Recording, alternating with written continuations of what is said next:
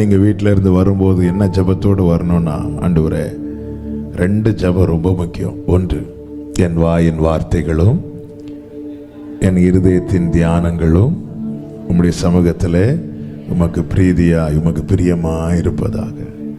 2வது ஜெபம் என்ன அப்படின்னா, ஆண்டவரே, என் இருதயம் நல்ல நிலமாக இருப்பதாக. ஆராதனையில் இந்த 2 ஜெபம் ரொம்ப முக்கியம். நீங்கள் வீட்டில் இருந்து சண்டே காலையில் கிளம்புறதுக்கு முன்னாடி இந்த 2 ஜெபத்தையும் நீங்கள் செஞ்சுட்டு வாங்க. அது ரொம்ப பிரயோஜனமாக இருக்கும். ஆமென். முதல் ஜெபம் என்ன சொன்னேன்? இந்த சைடு நிறைய சவுண்ட் வருது. இந்த சைடில் எல்லாம் மாஸ்க் போட்டு அடைச்சி வச்சுருக்கீங்களா? சொல்லுங்க. என் வாயின் வார்த்தைகளும் என் இருதயத்தின் தியானங்களும் உம்முடைய சமூகத்திலே. ஆமென். அதாவது நாம் பாடுறது மட்டும் அவர் கேட்க மாட்டார், நான் தியானிக்கிறதையும் கேட்பார். நம்ம என்ன நினச்சிட்டு இருக்கோங்கிறதையும் அவர் பார்ப்பார். அது அவருக்கு எப்படி இருக்கணுமா? பிரீதியாய் பிரியமாக இருக்கணும். அப்போது அப்படி இருக்கும்போது நம்முடைய ஆராதனை அப்படியே தடையில்லாமல் அங்கே போயிடும். அடுத்து, ஆண்டவரே, என்னுடைய இருதயம் நல்ல நிலமாக இருப்பதாக.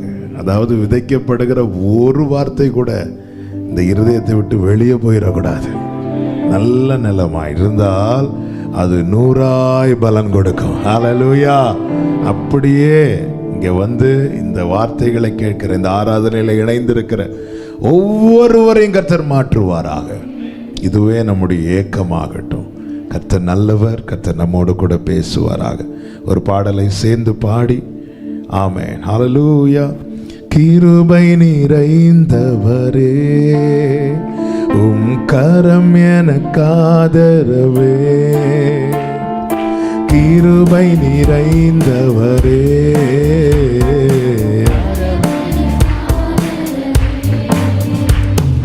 வருவீரன் பாதையில் தருவீரனக்கானந்தமே. வருவீரன் பாதையில் தருவீரனக்கானந்தமே. கிருபை நிறைந்தவரே, கண்ணீரின் பாதையிலே உம் கரத்தால் தாங்கிடுமே. கண்ணீரின் பாதையிலே உம் கரத்தால் கையை தட்டி பாடுவீங்களா? ஆமென். நெருக்கத்தின் நேரத்திலே எனக்காக நீ நின்றிடுமே. சொல்லுங்க. நெருக்கத்தின் நேரத்திலே துணையாக நீ நின்றிடுமே. கிருபை நிறைந்தவரே, பாதங்கள் இடரும் போது நல்ல பாதையில் நடத்திடுமே. பாதங்கள் இடரும் போது விட்டுறாதீங்கப்பா, பாதையில் நடத்திடுமே. ஆமென். சோதனை பெருகும் போது உம் மார்போடு அணைத்திடுமே. சோதனை பெருகும் போது உம் மார்போடு அணைத்திடுமே. கிருபை நிறைந்தவரே, கிருபை நிறைந்தவரே, உம் கரம் எனக்காதரவே. கிருபை நிறைந்தவரே, கரம் எனக்காதரவே. அப்படியே கைகளை உயர்த்தி கேளுங்க. வருவீரன் பாதையில் தருவீரனக்கானந்தமே. வருவீரன் பாதையில் தருவீரனக்கானந்தமே. கிருபை நிறைந்தவரே. தாழ்த்துகிறோம். எங்க கூட பேசுங்கப்பா. மீட்பர் நாமத்தில் பிதாவே. ஆமென். ஹல்லேலூயா. வேதத்தை எடுத்துக்கொள்வோம். 62வது சங்கீதம் 12வது வசனம். 62வது சங்கீதம் அதனுடைய 12வது வசனத்தை வாசிக்க கேட்கலாம். கிருபையும் உம்முடையது ஆண்டவரே, கிருபையும் உம்முடையது ஆண்டவரே. தேவரீர் தேவரீர் அவனவன் செய்கைக்கு தக்கதாக அவனவன் செய்கைக்கு தக்கதாக பலன் அளிக்கிறீர். பலன் அளிக்கிறீர். கர்த்தருடைய பரிசுத்த நாமம் மகிமைப்படுவதாக. கடந்த வாரத்தில் இந்த வார்த்தையை எடுத்து தியானிக்க கர்த்தர் கிருபை செய்தார். இந்த வார்த்தை, இந்த வசனத்தின் முதற் பகுதியை தான் நாம் தியானிக்கும்படி கர்த்தர் கிருபை செய்தார். செய்தி முடியவில்லை. இந்த நாளிலும் அதன் தொடர்ச்சியை நாம் தியானிக்க போகிறோம். கர்த்தர் நம்மோடு கூட பேசுவாராக. சங்கீதக்காரன் சொல்லுகிறான், கிருபை உம்முடையது. கிருபையினால் நமக்கு இரக்கம் கிடைத்தது. கிருபையினால் அவர் நம்மை பெயர் சொல்லி அழைத்தார். கிருபையினால் அவர் நம்மை ரட்சித்தார். கிருபையினால் நம்முடைய அடையாளத்தை மாற்றினார். கிருபையினால் நம்மை அவருடைய சமூகத்திலே கொண்டு வந்தார். கிருபையினால் அவர் நம்மை தாங்குகிறார். கிருபையினால் அவர் நம்மை நடத்துகிறார். கிருபையினால் பெற்றுக்கொண்ட எல்லாவற்றுக்குமான மகிமையை நாம் அவருக்கு மாத்திரமே செலுத்த வேண்டும். ஹல்லேலூயா. அவருக்கு மாத்திரமே அந்த கிரெடிட், அந்த மகிமை, அந்த கனத்தை, ஆமென், அது வேற யாருக்குமே போயிடக்கூடாது. ஆமென். அவருடைய நாமத்திற்குரிய மகிமையை அவருக்கு செலுத்துங்கள். அவருடைய நாமத்திற்குரிய கிருபை. நான் ரட்சிக்கப்பட காரணம் கிருபை. நான் இன்றும் தப்பி இருக்க காரணம் கிருபை. உபதேய 1:17 சொல்லப்பட்டிருக்கிறது, ஆமென், சீயோன் பர்வதத்திலே தப்பி இருப்பார் உண்டு. இன்னைக்கு நானும் நீங்களும் தப்புவிக்கப்பட்டதுனாலதான் சமூகத்தில் இருக்கிறோம். இல்லைன்னா காணாமல் போயிருந்திருப்போம். கண்ணி தெரித்தது தப்பினோ. ஆமென். மரண வாசலில் இருந்து தூக்கி விட்டதுனால தப்பினோ. ஜல பிரவாகத்திலிருந்து தூக்கி விட்டதுனால தப்பினோ. ஹல்லேலூயா. தப்புவிக்கப்பட்டோம். கிருபை உம்முடையது. அப்படி சொல்லிவிட்டு அந்த வசனத்தை முடிக்கவில்லை. ஆண்டவரே, தேவரீர் அவனவன் செய்கைக்கு தக்கதாக பலன் அளிக்கிறீர். கிருபையை பெற்றுக் கொண்டவர்களுடைய கிரியைகளை கவனிக்கிறார். முதலாவது அவர் வந்தார் கிருபை தருவதற்கு. இனி அவர் வரப்போகிறார் கிருபை தருவதற்கல்ல. வெளிப்படுத்தின விசேஷம் 22வது அதிகாரத்தின் 12வது வசனத்தில் இப்படி சொல்லப்பட்டிருக்கிறது. வெளிப்படுத்தல் 22:12 வாசிகள். இதோ சீக்கிரமாய் வருகிறேன். அவன் அவனுடைய கிரியைகளின்படி அவனுக்கு நான் அளிக்கும் பலன் என்னோடு கூட வருகிறது. அவர் என்ன சொல்லுகிறார் பாருங்கள். 10வது வசனம் முதல் வேகமாய் வாசியுங்கள். பின்னும் அவர் என்னை நோக்கி இந்த புத்தகத்தில் உள்ள தீர்க்கதரிசன வசனங்களை முத்திரை போட வேண்டாம், காலம் சமீபமாய் இருக்கிறது. அநேக காரியங்களை சொல்லுகிறார். சொல்லிவிட்டு பின்னும் அவர் அவனை நோக்கி, காலம் சமீபமாய் இருக்கிறது, அநியாயம் செய்கிறவன் இன்னும் அநியாயம் செய்யட்டும், அசுத்தமாய் இருக்கிறவன் இன்னும் அசுத்தமாய் இருக்கட்டும், நீதி உள்ளவன் இன்னும் நீதி செய்யட்டும், பரிசுத்தம் உள்ளவன் இன்னும் பரிசுத்தம் உள்ளவன் ஆகட்டும். இதோ நான் சீக்கிரமாய் வருகிறேன். அவன் அவனுடைய கிரியைகளின்படி அவனுக்கு நான் அளிக்கும் பலன் என்னோட கூட வருகிறது. அநியாயம் செய்கிறவனுக்கு என்ன செய்யப்படுமோ அதுதான் இனி செய்யப்படும். ஆமென். பாவம் செய்கிறவனுக்கு என்ன செய்யப்படுமோ அது இனி செய்யப்படும். நீதி உள்ளவனுக்கு என்ன கொடுக்கப்படுமோ அது கொடுக்கப்படும். பரிசுத்தம் உள்ளவனுக்கு என்ன செய்யப்படுமோ அது செய்யப்படும். செய்கைகளுக்கு தக்க பலனை கொடுக்கிறார். நீதிமானுக்கு பூமியிலே சரி கட்டப்படும் என்று வேதம் சொல்லுகிறது. என்ன அதன் அர்த்தம்? நான் ஒரு சின்ன தப்பு பண்ணும்போது கூட என்ன அவர் கண்டிக்கிறார், என்ன அவர் தண்டிக்கிறார்னா நான் பாதுகாப்பான இடத்துல இருக்கிறேன் அர்த்தம். நான் துணிகரமான பாவம் செய்யட்டும், பாவம் பண்ணட்டும், அதன் அர்த்தம் என்ன? உனக்கான பலன் இனி வரப்போகிறது. ஒரு காலத்தில் ஒரு தீமையை நான் யோசித்தாலே என் தலையிலேயே கொட்டு விழும். இன்னைக்கு நான் துணிந்து செய்த பிறகும் என்னை அவர் கண்டுக்கவே இல்லைன்னா அவர் ஜட்ஜ்மெண்ட் டேக்குன்னு எழுதிட்டாருன்னு அர்த்தம். ஆவியானவர் சபைகளுக்கு சொல்லுகிறதை காதுள்ளவன் கேட்க கடவன். கிருபையும் உம்முடையது ஆண்டவரே தேவரீர், அவன் அவனுடைய செய்கைகளுக்கு தக்க. அப்போஸ்தலர் 17வது அதிகாரம் 30வது வசனத்தில் இப்படி சொல்லப்பட்டிருக்கிறது. அப்போஸ்தலர் 17:30 வாசிங்க.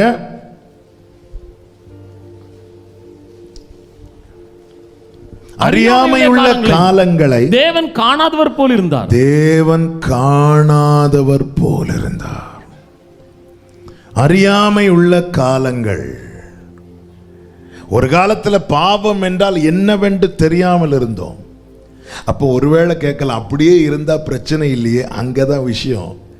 யாருடைய அறியாமை உள்ள காலங்களில் தேவன் காணாதவர் போல் இருந்தார் தெரியுமா? ரட்சிக்கப்படுறாங்க தெரியுமா? ரட்சிப்பின் அனுபவத்துக்குள்ளே வரும்போது அவன் புது சிருஷ்டி ஆகிறான். அப்படி அவன் புது சிருஷ்டி ஆகும்போது பழையன ஒளிந்து போயிடும். ஆமென். அப்படிப்பட்டவர்களுடைய அறியாமையுள்ள காலங்களில் தேவன் காணாதவர் போல் இருந்தார். இப்பொழுதோ மனம் திரும்ப வேண்டும் என்று எங்கும் உள்ள மனுஷர் எல்லாருக்கும் கட்டளையிடுகிறார். பிரமாணம் கொடுக்கப்பட்ட போது பாவம் இன்னது என்பதை ஜனங்கள் உணர்ந்து கொண்டாங்க. அதுவரை பாவம்னா என்னன்னு தெரியாது. பிரமாணம் கொடுக்கப்பட்ட பிறகு இது பாவம், இது பாவம், இது செய்யக்கூடாது, இதுதான் செய்யணும் என்பதை உணர்ந்து கொண்டார்கள். கிறிஸ்து வெளிப்பட்ட போது ரட்சிப்பின் அனுபவத்தை பெற்றுக்கொண்டார்கள். இப்போ ஆண்டவராக இயேசு கிறிஸ்து மனுக்குலத்தை ரட்சிக்கும்படிக்கு மனுக்குலத்தின் பாவத்தை சுமந்து தீர்க்கிறார். ஆண்டவர் என்ன சொல்லுகிறார்? இப்பொழுது சீஷர்கள் இடத்துல சொல்லுகிறார், நீங்கள் உலகமெங்கும் போய் சர்வ சிருஷ்டிக்கும் சுவிசேஷத்தை பிரசங்கியுங்கள். அதை தான் அப்போஸ்தலர்கள் செய்தார்கள், பரிசுத்தவான்கள் செய்தார்கள், சீஷர்கள் செய்தார்கள், இன்றும் கர்த்தருடைய ஊழியர்கள் செய்து கொண்டிருக்கிறார்கள். இந்த சுவிசேஷம் என்பது எல்லார் மேலும் விழுந்த கடமை. ஏன்? எல்லாரும் மனம் திரும்ப வேண்டும். இதோ காலம் சமீபமாய் இருக்கிறது. அவர் சீக்கிரமாய் வரப்போகிறார். என்ன செய்ய போகிறார் தெரியுமா? அவனுடைய கிரியைகளுக்கு தக்க பலனை கொடுக்கும்படிக்கு அவர் வரப்போகிறார். வெளிப்படுத்தின விசேஷம் 2-3 அதிகாரங்களிலே 7 சபைகளுக்கும் பொதுவாக சொல்லப்பட்ட வார்த்தையில் ஒன்று என்ன தெரியுமா? உன் கிரியைகளை அறிந்திருக்கிறேன். கிருபையை பெற்றுக் கொண்டவர்களுடைய கிரியைகளை அறிந்திருக்கிறார். நான் என்ன நினைக்கிறேன் என்பதை தூரத்திலிருந்து அறிகிறார். நான் எதை பார்க்கிறேன் என்பதை அறிகிறார். நான் எதை பேசுகிறேன் என்பதை அறிகிறார். நான் என்ன செய்கிறேன் என்பதை அறிகிறார். நான் எங்கே போகிறேன் என்பதை அறிகிறார். என் இருதயம் எதை வாஞ்சிக்கிறது என்பதை அறிகிறார். என் உள்ளம் எதை இச்சிக்கிறது என்பதை அறிகிறார். உன் கிரியைகளை அறிந்திருக்கிறேன். உன் கிரியைகளை அறிந்திருக்கிறேன். கிரியைகளுக்கு தக்க பலனை கொடுக்கும்படி கர்த்தர் என்ன செய்கிறாராம்? எரேமியா 17வது அதிகாரம் அதனுடைய 9-10 வசனங்களை வாசிக்க கேட்கலாம். எல்லாவற்றை பார்க்கலும் இருதயமே திருக்குள்ளதும் மகா கேடுள்ளதுமா இருக்கிறது. அதை அறியத்தக்கவன் யார்?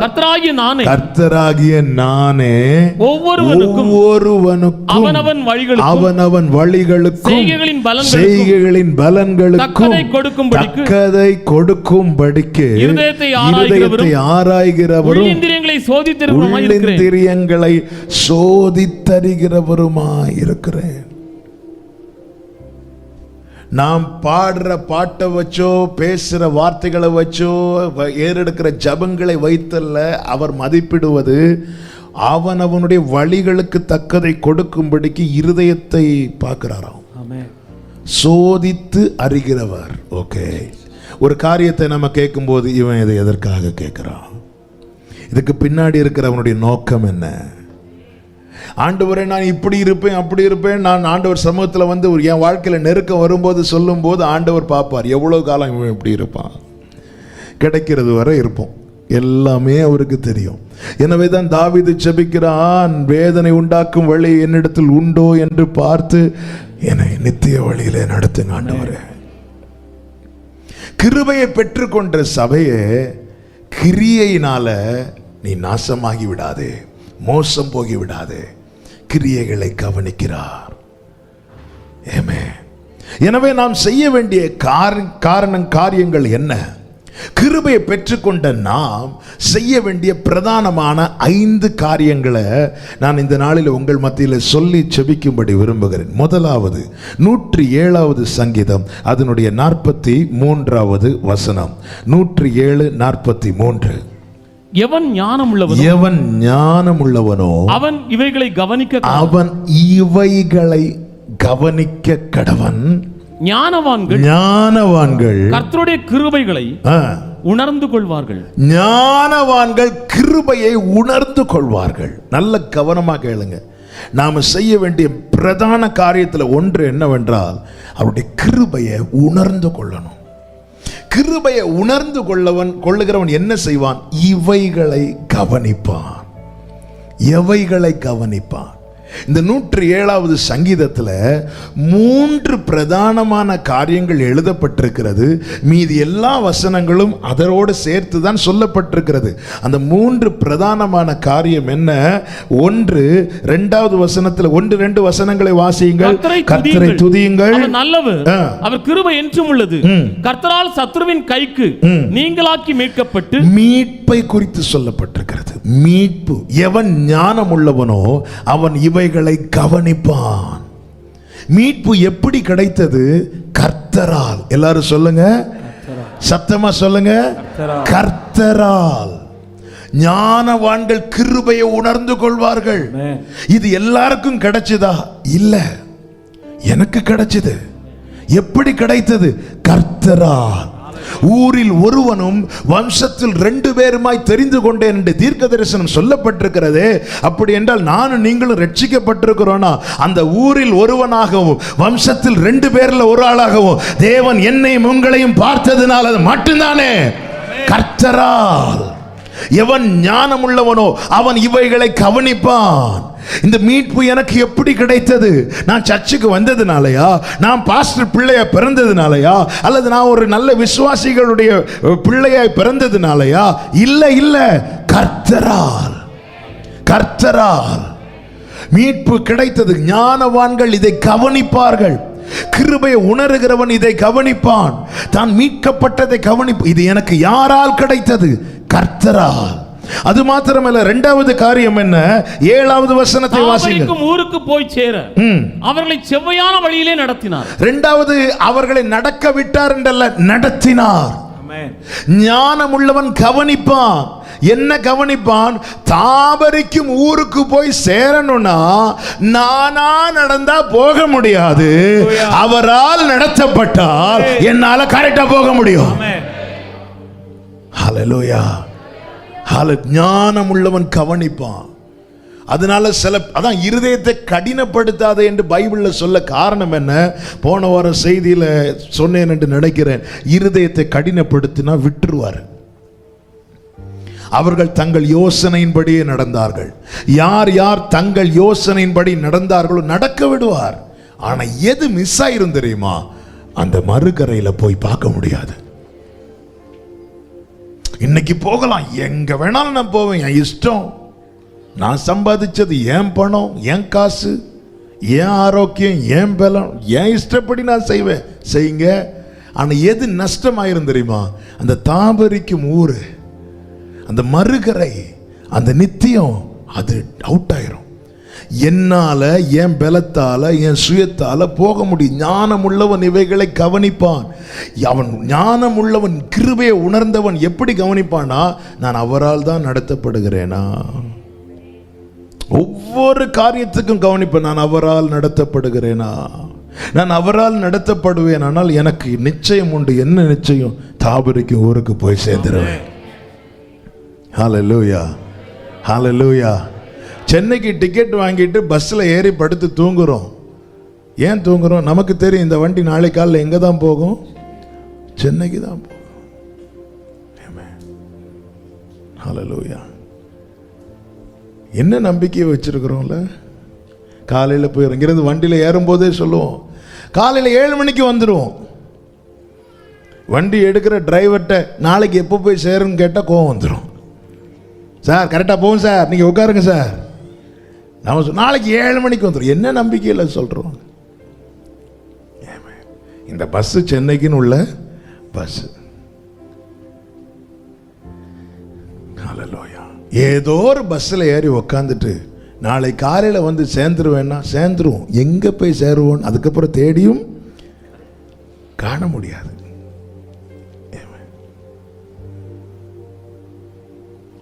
ஒரு சகோதரன், நம்ம சர்ச்சில் உள்ள ஒரு சகோதரன் தான், ட்ரிவாண்ட்ரத்தில் ஏதோ ஒரு விஷயமா போயிட்டு அவசரத்தில் ட்ரெயின் ஏறி ஊருக்கு வரணும். ட்ரெயின் ஏறியாச்சு. ட்ரிவாண்ட்ரத்துலேருந்து இங்கே 2 hours தான் ட்ரெயின். இது 2 மணிக்கு ஒரு 3 மணிக்கு ஒரு ஆச்சு. வண்டி வந்து சேரல. ஆள் என்னடா அவர் சொல்கிறாரு, இன்னும் அவங்க மலையாளம் தான் பேசிகிட்டே இருக்கிறாங்க. அதாவது கணக்குக்கு 1 மணிக்கு தாண்டினாலே மக்கள் என்ன பேச ஆரம்பிச்சிருக்கணும், தமிழ் களியகவியில் தாண்டி இருக்கு தமிழ் பேச ஆரம்பிச்சிருக்கோம். இன்னும் என்ன தான் பேசிகிட்டு இருக்கிறாங்க, மலையாளம் தான் பேசிகிட்டு இருக்கிறாங்க. எனக்கு அப்போ தான் டவுட் ஆச்சு. என்ன டவுட் ஆச்சு, காயங்குளத்தில் போய் இறங்கியிருக்கிறாங்க.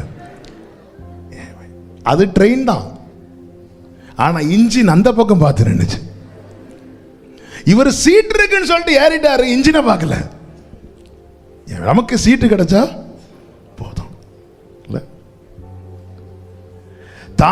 ஞானம் உள்ளவன் இவைகளை கவனிப்பான். நானாக நடந்த அங்க போய் சேர முடியாது. அவரால் நடத்தப்பட்டால் எனக்கு நிச்சயம் உண்டு, நான் விழிக்கும் போது உமது சாயலால் திருப்தியாவே. ஆண்டவர்கிட்ட ஒரு நாளும் என்னுடைய இஷ்டப்படி என்ன விடுங்கன்னு டிமாண்ட் பண்ணிட்டு விட்டுருவார்.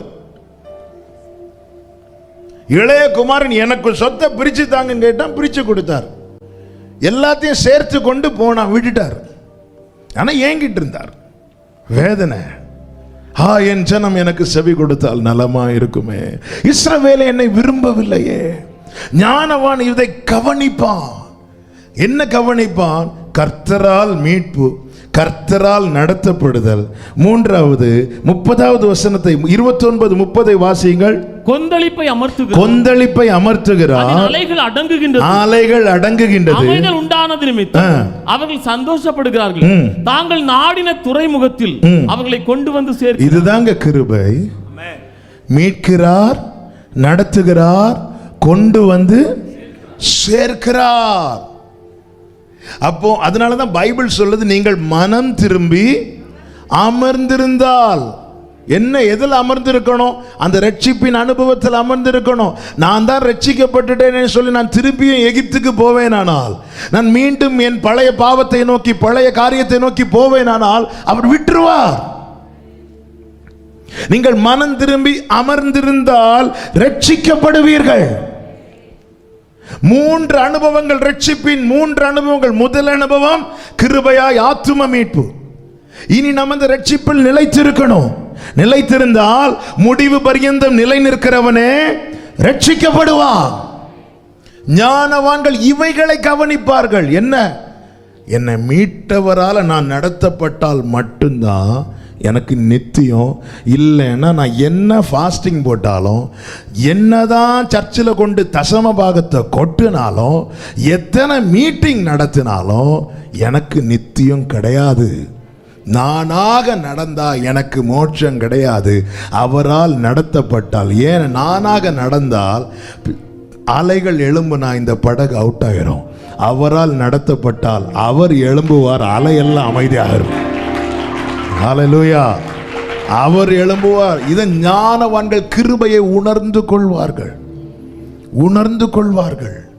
கிருபையை உணரணும், மறந்துடக்கூடாது. நான் ரட்சிக்கப்பட்டுட்டேன்னு சொல்லிட்டு எல்லாம், அதான் ஆண்டவர் கிரியை உடனே பார்ப்பார். அறியா, நீ ரட்சிப்புக்குள்ள வந்துட்டனாலே உன் பழைய பாவங்கள்லாம் மன்னிக்கப்பட்டு விட்டது.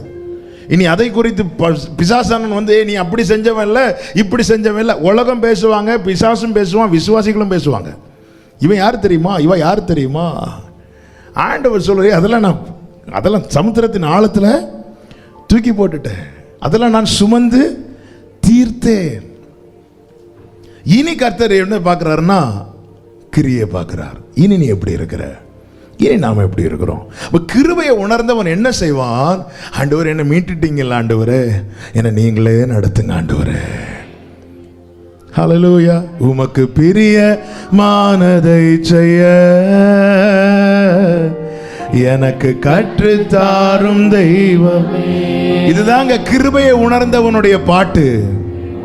இதுதான் கிருபையை உணர்ந்தவனுடைய பாட்டு. நீரே என் தேவன், உம் நல்ல பரிசுத்த ஆவியானவர் செம்மையான வழியிலே நடத்த வேண்டுமே, செம்மையான வழியிலே நடத்த.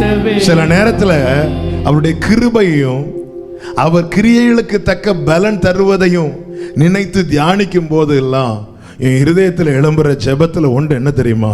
விட்டுறாதீங்கப்பா, விட்டுறாதீங்கப்பா.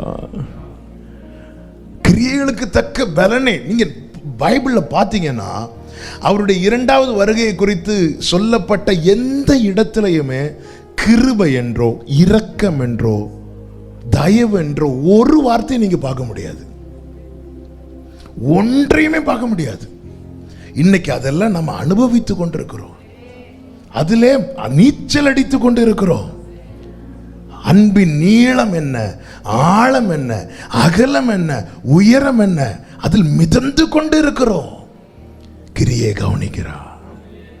எவனுக்கு அதிகம் கொடுக்கப்பட்டதோ அவனிடத்தில் அதிகம் கேட்கப்படும். நான் இன்னைக்கு ஒரு தப்பு பண்றேன், பாவங்களுக்கு தக்கதை என்னை தண்டிக்காமல் எனக்கு கிருபையை கொடுக்கிறார். நான் திருப்பியும் தப்பு பண்றேன், இவனை தண்டிச்சிடக்கூடாதுன்னு இன்னும் கிருபையை கொடுக்கிறார். பாவம் பெருகின இடத்துல கிருபை பெருகிட்டு இப்ப நான் 10 பாவம் செய்யறேன்னா ஒரு 11 கிருபை எனக்கு தரணும். அப்பதான் நான் நிற்க முடியும். இப்போ எனக்கு நான் நிற்கணும்னா நான் செய்த பாவங்களை விட அதிகமான கிருபைகளை அவர் தந்தால் மட்டும்தான் எனக்கு நிற்க முடியும். இப்போ கிருபையை தந்து தந்து தந்து தந்து என்ன நிற்க வைக்கிறார்னா சும்மா தரல. எவனுக்கு அதிகம் கொடுக்கப்பட்டதோ அவனுக்கு அதிகம் கேட்கப்படும். ஹல்லேலூயா. அவர் கிரியைகளை கவனிக்கிறார். அவருடைய வேலை காலம் சமீபமாயிட்டனாலே விட்டுருவார்னு அர்த்தம். அநியாயம் செய்கிறவன் அநியாயம் செய்யட்டும், பாவம் செய்கிறவன் பாவம் செய்யட்டும். அதாவது 1 வருஷம் பாடம் எடுப்பாங்கங்க. கடைசி எக்ஸாமுக்கு முந்தின மாசம் வரும்போது தான் தெரியும் எது எது தேரும் எது எது தேராதுன்னு. கடைசியில தான் விடுவாங்க சிலரை. படிக்கிறேன்னா படி இல்ல, கடைசியில் விடுவாங்க. ஸ்டார்டிங்கில் நல்லா திருத்த பார்ப்பாங்க, இல்லை அப்புறமா பார்த்துடுவாங்க, உனக்கு வா மார்க்கில் கை வைக்கிறேன் இல்லை.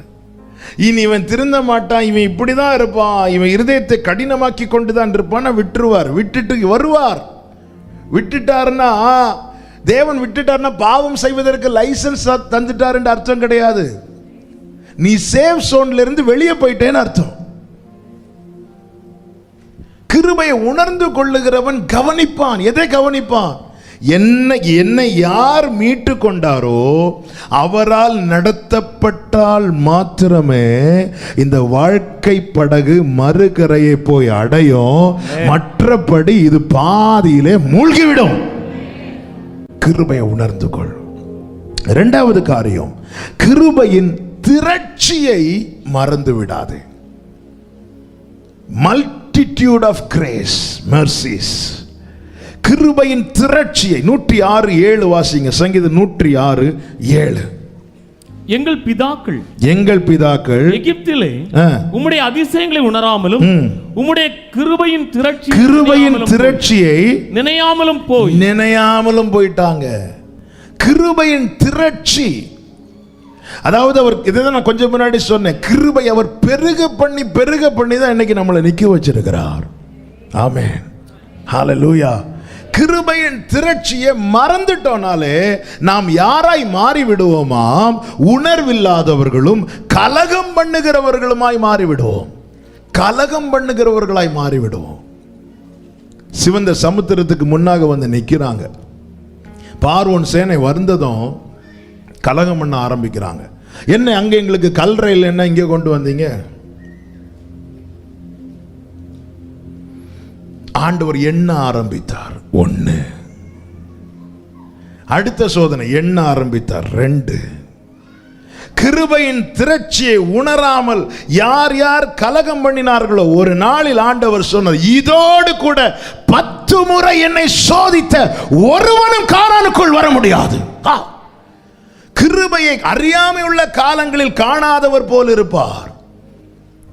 கிருபையின் திரட்சியை உணராமல் கலகம் பண்ணுகிறவன், புலம்புகிறவன், முறுமுறுக்கிறவன், பரீட்சை பார்க்கிறவன் எண்ண ஆரம்பிச்சிருவார்.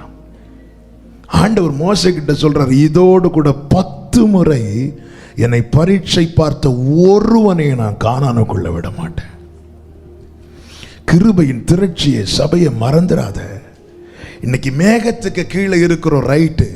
நாளைக்கு கானானுக்குள்ள போகணும். எனக்கு நான் இத்தனை வருடம் சபையில் ஆராதித்தும் எனக்கு நித்தியம் இல்லை என்றால் நான் இத்தனை வருடம் ஆராதித்ததுனால எனக்கு 5 காசுக்கு பிரயோஜனம் இல்லை. கிருபையின் திரட்சியை புரியும்படி சொல்றேன். பாவத்தில் பிடிக்கப்பட்ட ஸ்திரீயை அந்த ஊர் ஜனங்கள் எல்லாரும் கைகளில் கற்களை எடுத்துக்கொண்டு அவள் மேல் கல்லெறிவதற்காக அவளை அழைத்து கொண்டு இயேசு கிறிஸ்துவுக்கு முன்பாக நிறுத்துகிறார்கள். எத்தனை ஜனங்கள் நிற்பார்கள்? யாருக்காவது நம்பர் தெரியுமா? நம்பர்ஸ் தெரியுமா? எத்தனை பேர்? 5, 10, 15, 20, 50, 100. சண்டே ஸ்கூல் செக்ரட்டரிக்கு நம்பர் தெரியுமா? சண்டே ஸ்கூல் டீச்சர்ஸ் ஏன் சிரிக்கிறீங்க? உங்களுக்கு நம்பர்ஸ் தெரியுமா? யாருக்காவது தெரியும்? தெரியாது. அப்போ எத்தனை பேர் நிற்கிறார்களோ அத்தனை பேர் கையிலையும் என்ன இருக்கு? அதை கொஞ்சம் பல்ல காட்டி சொல்லலாம்ல. எத்தனை பேர் நிற்கிறார்களோ அத்தனை பேர் கையிலையும் என்ன இருக்கு? கல்லு. இன்னும் சில நிமிடங்களிலே அத்தனை கல்லும் எங்க விழ போகுது?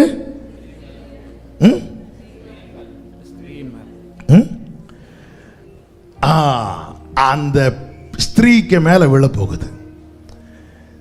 இப்போ இயேசு கிறிஸ்து குனிந்து எழுதிட்டு இருந்தவர் இப்படி பார்த்தார்.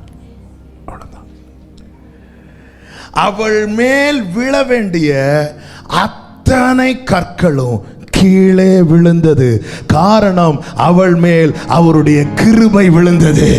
கிருபையின் திரட்சி உன் மேல விழ வேண்டிய அத்தனை கற்களையும் கீழே போட வைத்தது. உன் மேல் விழ வேண்டிய ஆக்கினை உன்னை விட்டு அகன்றது. தீமை உன்னை விட்டு அகன்றது. ஒரே பார்வைதான், ஒரே பார்வைதான். இப்படி பார்த்தாரு. அவள் மேல் விழ வேண்டிய அத்தனை கற்களும் கீழே விழுந்தது. அவளை விட நானும் நீங்களும் கிருபை பெற்றவர்கள். ஏனென்றால் நம்மேல் விழ வேண்டிய கற்கள் கீழே விழல, அவர் மேல் விழுந்தது. நமக்கு சமாதானத்தை உண்டு பண்ணும் ஆக்கினை அவர் மேல் விழுந்தது. இந்த கிருபையின் திரட்சியை மறந்துடாத. கிருபையை உணர்ந்து கொள். எங்கே எது ஓங்கி நிற்குதோ பாருங்கள். மோசேயின் கை ஓங்கின போது அமலேக்கியர் தாழ்ந்தார்கள். மோசேயின் கை தாழ்ந்த போது அமலேக்கின் கை ஓங்கினது. அப்ப எனக்கு எதிரடையான கையெழுத்து ஓங்கி இருந்தால் நான் தண்டிக்கப்பட்டிருப்பேன். இன்னைக்கு நான் காக்கப்பட காரணம் என்ன? என் மேல கிருபை ஓங்கி இருக்கிறது. என் மேல கிருபை ஓங்கி இருக்கிறது. கரங்களை உயர்த்தி அப்பா நன்றின்னு சொல்லுங்க பார்க்கலாம். தகப்பனே உமக்கு ஸ்தோத்திரம். எனக்கு எதிரடையான கையெழுத்து ஓங்கி இருந்தால் நான் தண்டிக்கப்பட்டிருப்பேன். என் மேல கிருபை ஓங்கி இருக்கிறதுனால மட்டும்தான் நான் இன்றும் ஜீவனோடு இருக்கிறேன்னு சொல்லுகிறவர்கள் நாமே நல்ல கரங்களை தட்டி ஹல்லேலூயா. யாரும் அறியாத என்னை நன்றாயறிந்து தேடி வந்த சில நிமிடங்களில் என் கதை முடியும்னு நினைச்சிருப்பா. ஒரே பார்வதா உம்மழகான கண்கள் என்னை கிருபையின் திரட்சியை பாருங்க. அப்போ 100 கல் அவங்க கையில இருந்துச்சுன்னா அட்லீஸ்ட் அவர் பாராட்டின கிருபை 101 இல்ல. ஆவி மாம்சத்துக்கு விரோதமாய், மாம்சம் ஆவிக்கு விரோதமாய் எச்சிக்கிறது. இது ஒண்ணு செய்ய விடாதபடிக்கு என்ன செய்தான்? போராடிட்டு இருக்குதா? அப்ப எனக்கு பாராட்டின கிருபை என்பது என் மேல ஒரு கல்லு கூட விழாதபடிக்கு எனக்காக போராடி கொண்டிருக்கிறது.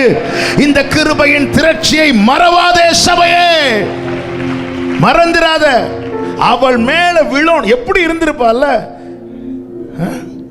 சில பிள்ளைங்க கல் எடுத்து எறிஞ்சு விளையாடும் போது நம்ம எல்லாம் பக்கத்துல போன எப்படி போவோம்? சில இடத்துல போகும்போது தெருவில் கிரிக்கெட் விளையாடி நிற்பாங்க. இவன் பால் போட வாரான், அவன் பேட் பண்ணிட்டு இருக்கிறான்னு தெரிஞ்சாலே நம்ம எப்படி போவோம்? ஒன்று நின்றுவோம், இல்லைன்னா நம்முடைய ஆக்ஷனை காட்டி விடுவோம். என்னன்னா என் மேலே பற்றக்கூடாது. இது 1-2 கல் இல்லை. அவ எப்படி இருந்திருப்பா பார்த்தீங்களா? எங்கிருந்து எரி விழும்னு தெரியாது, எங்கிருந்து கல் வரும்னு தெரியாது. ஆனால் அந்த நேரத்தில் தான், சரியான நேரத்தில் இயேசு பார்த்தார், எல்லாம் சரியாயிட்டு. ஹல்லேலூயா, ஹல்லேலூயா. கிருபையின் திரட்சிய நினைக்காம போயிட்டாங்க. ஹல்லேலூயா.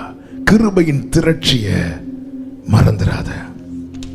3வது, கிருபையின் கிரயத்தை பார். வெறுமனே கிருபை என்று பாராதே, அந்த கிருபைக்கு கொடுக்கப்பட்ட கிரயத்தை பார். எபேசியர்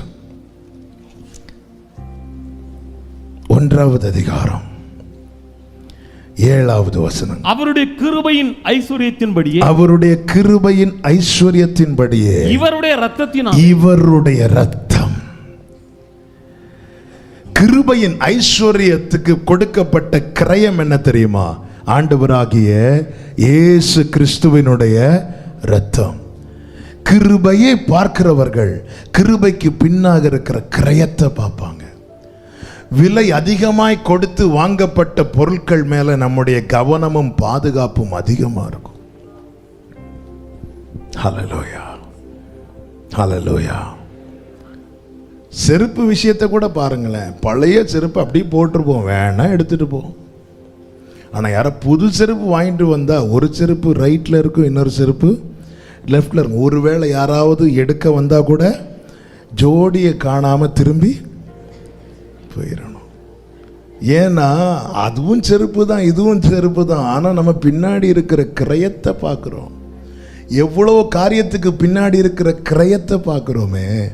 அனுதினமும் புது புது கிருபைகளை பெற்றுக்கொள்ளுகிறோமே, அதற்கு பின்னாக இருக்கிற கிரயத்தை ஏன் நாம இன்னும் பார்க்கல? கிரயத்தை பாரு. இதுக்கு பின்னாடி ஒரு கிரயம் இருக்கிறது. கொடுக்கப்பட்ட கிரயத்தை பாரு. இன்னைக்கு நான் கிருபைன்னு சொல்றேன், அதுக்கு பின்னாடி ஒரு கிரயம் இருக்கிறது. அந்த கிரயம் என்ன கிரயம்? ரத்தம். ரத்தம். விலையேற பெற்ற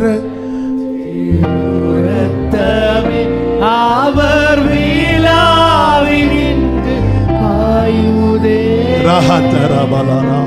கிருபைக்கு பின்னாக இருக்கிற கிரயத்தை பார்க்கணும் சபையை. எகிப்திலே அத்தனை வாதைகள். ஆண்டவர் மோசே கிட்ட சொல்றார், ஒரு பழுதற்ற ஆட்டுக்குட்டியை நீ அடித்து அதன் ரத்தத்தை வீட்டு நிலைக்கால்கள் மேல பூசு. யாத்திராகமம் 12:23 வாசியுங்கள். அருமையான ஒரு வார்த்தை அதில் சொல்லப்பட்டிருக்கிறது. ஓ ஜீசஸ், வாசியுங்க. யாத்திராகமம் 12:23. எகிப்தியரை அதம் பண்ணுகிறதுக்கு கடந்து வருவார். அதம் பண்ணுவதற்கு கர்த்தர் கடந்து வருவார். நிலையின் மேற்சட்டத்திலும், நிலையின் மேற்சட்டத்திலும், வாசலின் நிலைக்கால்கள் இரண்டிலும் அந்த இரத்தத்தை காணும்போது, மோசையை காணும்போது, ஆரோனை காணும்போது, மிரியாமை காணும்போது என்றல்ல. ஆமென். அவர் பார்க்கிறது ஒண்ணுதான், இரத்தத்தை காணும்போது. இரத்தத்தை காணும்போது. இன்னைக்கு சேரக்கூடாத ஒளியில் வாசம் பண்ணுகிற பரலோக பிதா, பரலோக தேவனுடைய கிருபையின் ஐஸ்வர்யம் எனக்கு கிடைக்க காரணம் அவர் என்னை பார்த்ததினால் அல்ல, என் மேல் தெளிக்கப்பட்ட என் ஆத்தும நேசர், என் ஆண்டவராகிய இயேசு கிறிஸ்துவின் இரத்தத்தை பார்த்ததினாலதான், இரத்தத்தை பார்த்ததினாலதான் எனக்கு அந்த கிருபை கிடைத்தது. அப்போ பிதாவாகிய தேவன் குமாரனாகிய கிறிஸ்துவின் இரத்தத்தை என்மேல் பார்த்ததுனால எனக்கு கிருபை கொடுக்கிறார். அப்ப நானும் எதை தான் பார்க்கணும்? கிருபை என்று சொல்லும் போது என் கண்ணும் எதை தான் பார்க்கணும்? இரத்தத்தை பார்க்கணும். வீட்டுக்கு வெளியே நிற்கிற கர்த்தர் நிலைக்கால்கள் மேல் இருக்கிற இரத்தத்தை பார்க்கிறார். வீட்டுக்குள்ளே ஜனங்கள் புசித்து திருப்தியா மகிழ்ச்சியா இருக்கிறாங்க. நாம புசித்து திருப்தியா மகிழ்ச்சியா இருக்கிறோம்னா அது தேவன் நமக்கு தருகிற அனுகிரகம். நாம் பிழைத்து இருக்கிறோம்னா அது தேவன் நமக்கு தருகிற அனுகிரகம். நம் கால்கள் நிற்கிறது, நிற்க முடியாத சூழ்நிலையில் நிற்கிறோம்னா தேவன் தருகிற அனுகிரகம். சின்னதோ பெருசோங்க, ஏதோ ஒன்று இன்னைக்கு நான் பெற்றுக்கொண்டது எல்லாமே என் தகுதிக்கு மிஞ்சினதுன்னு சொல்றவங்க மாத்திரம் கரங்களை உயர்த்தி ஆமென். அப்ப நம்ம வேற கிருபை கிருபை என்று சொல்வதோடு நிறுத்தி விடாமல் அதற்கு பின்னாக கொடுக்கப்பட்ட கிரயத்தை பாருங்கள். நீங்க கிரயத்தை பார்த்துட்டீங்கன்னா உங்க நடவடிக்கையே வித்தியாசமாயிரும். ஆமென். 2 சாமுவேல் 23வது அதிகாரத்தில் ஒரு சம்பவம் சொல்லப்பட்டிருக்கிறது. 2 சாமுவேல் 23வது அதிகாரம். ஆமென். அதனுடைய 14 முதல் பாருங்கள். தாவீது ஒரு இடத்துல இருக்கிறான், அரணான ஒரு உயர்ந்த ஒரு இடத்துல இருக்கிறான். பெலிஸ்தியர் எங்க இருக்கிறாங்கன்னா பெத்லெகேம்ல கேம்ப் போட்டு இருக்கிறாங்க. பெலிஸ்தியருக்கு நெடுநாளா யுத்தம் நடந்துட்டே இருக்கு, சவுல் எல்லாம் கொன்னுட்டாங்க. இப்போ பெத்லெகேம்ல அவங்க ஆபீஸ் இருக்கு, அவங்க கேம்ப் போட்டு இருக்கிறாங்க. அவங்க தானையும் பெத்லெகேம்ல இருந்துச்சு. இப்போ தாவீதுக்கு ஒரு ஆசை வந்துட்டு, என்ன ஆசை அப்படின்னா 15வது வசனத்தை வாசிங்க. தாவீது பெத்லெகேமின் ஒலிமுக வாசலில் இருக்கிற கிணற்றின் தண்ணீர் மேல ஆவல் கொண்டு என் தாகத்திற்கு கொஞ்சம் தண்ணீர் கொண்டு வருகிறவன் யார்? கொஞ்சம் தண்ணீர் கொண்டு வருகிறவன் யார்? அவனுக்கு எந்த தண்ணீரை குடிக்கணுமா? ஆமென். ஒலிமுக வாசலில் இருக்கிற கிணற்றின் தண்ணி. அது பக்கத்துல யார் கேம்ப் போட்டிருக்கிறாங்க? பெலிஸ்தியன். அவங்கள தாண்டி அந்த தண்ணி இவ்வளவு, தாவீதுக்கு அதை குடிக்கணும்னு ஆசை. அப்போ கேட்கிறாரு, யார் என் தாகத்துக்கு தண்ணீர் கொண்டு வருவா அப்படின்னு. தாவீது கூட 3 பராக்கிரமசாலிகள் இருந்தார்கள், அதற்கு மேலே சொல்லப்பட்டிருக்கிறது. ஆமாம், அந்த மூவரும் என்ன செய்தார்களாம்? 16வது வசனம். அவர்கள் மூவரும் அப்பொழுது இந்த 3 பராக்கிரமசாலிகளும் பெலிஸ்தரின் பாளையத்திலே துணிந்து புகுந்து போய் பெத்லெகேமின் ஒலிமுக வாசலில் இருக்கிற கிணற்றிலே தண்ணீரை மொண்டு தாவீதினிடத்தில் கொண்டு வந்தார்கள். தாவீதினிடத்திலே கொண்டு வந்துட்டாங்க. நாங்க தாவீதே என்ன தண்ணீர். இப்போ தாவீது தண்ணீர், என் தாகத்துக்கு தண்ணீர் என்று குடிக்காம இதுக்கு பின்னாக இருக்கிற கிரயத்தை பார்க்கிறார். மற்றவர்களுக்கு இது வெறும் 1 கிளாஸ் தண்ணி தான், ஆனா இதுக்கு பின்னாடி இருக்கிற கிரயத்தை தாவீது பார்க்கிறான். அடுத்த வசனத்தை வாசிங்க. 17. கர்த்தாவே தங்கள் பிராணனை எண்ணாமல். இல்ல 16 வாசிங்க. தண்ணீரை மொண்டு தாவீதினிடத்தில் கொண்டு வந்தார்கள், ஆனாலும் அவன் அதை குடிக்க மனமில்லை. அவன் அதை குடிக்க மனமில்லை. இது 1 கிளாஸ் தண்ணி தான். இது மற்றவங்க பாரு, இதெல்லாம் என்னப்பா? எஸ். ஆனா தாவீது அப்படி பார்க்கல. இதுக்கு பின்னாக கொடுக்கப்பட்ட கிரயத்தை பார்த்தான். அந்த கிரயம் என்ன? அடுத்த வசனத்தை வாசிங்க. கர்த்தாவே தங்கள் பிராணனை எண்ணாமல் போய் வந்த அந்த மனுஷரின் இரத்தத்தை குடிக்கும். இந்த செயல் எனக்கு தூரமாக இருப்பதாக. இது தண்ணீர் இல்ல, இதுக்கு பின்னாக இரத்தம் இருக்கிறது. இந்த நன்மைக்கு பின்னாக ஒரு கிரயம் இருக்கிறது. இந்த கிருபைக்கு பின்னாக ஒரு கிரயம் இருக்கிறது. இதை நான் இனி என்ன செய்யணும்? இந்த கிரயத்தை செலுத்தி எனக்கு இந்த தண்ணீர் கொடுக்கப்பட்டிருக்கிறது. இதை நான் இனி எனக்கென்று குடிக்காமல் 16 கடைசி வாசியங்கள். ஆனாலும் அவன் அதை குடிக்க மனதில்லாமல் அதை கர்த்தருக்கென்று ஊற்றி போட்டு கைகளை உயர்த்தி ஹல்லேலூயா. எதற்காக இதை சொல்லுகிறேன்? கிருபைக்கு பின்னாக இருக்கிற கிரயத்தை பார்ப்பாயானால் உன் ஆரோக்கியத்தை கர்த்தருக்கென்று செலவிடுவாய், உன் ஜீவ நாட்களை கர்த்தருக்கென்று செலவிடுவாய். அதை நான் எனக்கென்று குடிக்காமல், அதை எனக்கென்று குடிக்காமல் இனி வாழ்வது நான் அல்ல, எனக்காக வாழ்ந்தது போதும், எனக்காக ஓடினது போதும். இந்த கிருபைக்கு பின்னாக இருக்கிற கிரயத்தை பார்க்கிறவன் கர்த்தருக்கென்று ஊற்றி போடுவான் அதை. ஹல்லேலூயா. இன்னைக்கு எல்லாம் எனக்கு எனக்கு எனக்கு எனக்கு ஆண்டவருக்கு என்னப்பா செஞ்சேன்னு கேட்டா அதுக்கு தான் ஊழியக்காரங்க இருக்கிறாங்க. இரத்தத்தால் கழுவப்பட்ட அத்தனை பேரும் ஆசாரியர் என்பதை மறந்து விடக்கூடாது. அத்தனை பேரும் கிருபையின் கிரயத்தை பார்த்துட்டேன்னா நீ உனக்காக வாழ விரும்ப மாட்ட, அவருக்காக. எனக்கு தண்ணி தேவைதான், எனக்கு தாகம், தண்ணி இல்லைன்னா நான் செத்துருவேன். ஆனா அது சும்மா கிடைக்கல அந்த தண்ணி. சில வாரங்களுக்கு முன்பதாக ஒரு சகோதரன் ஒரு வாட்ச் வாங்கிட்டு வந்தார். வாட்ச் வாங்கிட்டு வந்து ஜெபம் பண்ணுங்க. நான் சும்மா வேடிக்கை கேட்டேன், எதுக்கு பிரதர்? டைம் கரெக்டாக ஓடுறதுக்கா?